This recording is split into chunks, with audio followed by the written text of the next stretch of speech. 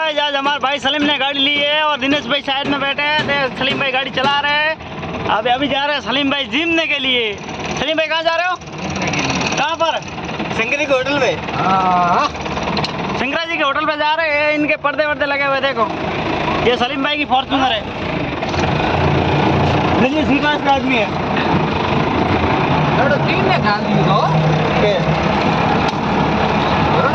आपने एक गाड़ी ली, आपको लगा कैसा लगा सलीम भाई? आपने गाड़ी ली है, आपको कैसा लगा ये गाड़ी लेने के बाद? फायदा मिला? इसमें मजा आ रहा नहीं आ रहा आपको? आपको इस गाड़ी में मजा आ रहा नहीं आ रहा है? कितना फायदा मिला आपको इस गाड़ी में? कैसे लगानी है? सीधे जाने दे, अंदर सीढ़ी लगानी है। अभी सलीम भाई क्या बात कर रहे हैं यार। ये सलीम भाई की गाड़ी है।